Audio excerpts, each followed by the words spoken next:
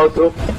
వీళ్ళంతా చక్కని మరి యొక్క ర్యాలీ ఏర్పాటు, యేసయ్య జన్మదిన శుభాకాంక్షలు, జన్మదినం గురించి మరి యావత్ ప్రాంతానికి, యావత్ ప్రజలకి, ప్రజా జనాభాకి అందరికీ తెలియాలనే ఒక ఆశయంతో తీసుకున్న యూత్ అయితేనేమి, పెద్దలైతేనేమి, మరి అలాగే మరీ కుమారయ్య గారు, అలాగే సుదర్శనయ్య గారు, ఇంకా పెద్దలు గౌరవనీయులందరూ ఉన్నారు ఈ ర్యాలీలో.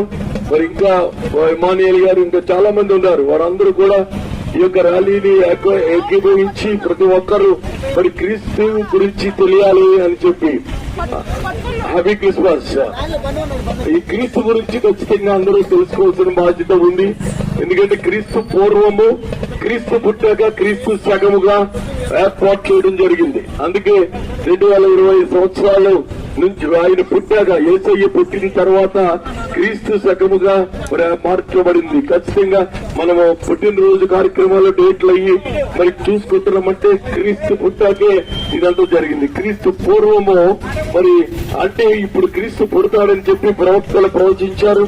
ఆ ప్రవక్తలు ప్రవచించిన ప్రవచనాల ప్రకారంగా ఖచ్చితంగా యేసయ్య మరియా అండ్ యేసేపు మరియ గర్భాన్ని సెలెక్ట్ చేసుకున్నాడు.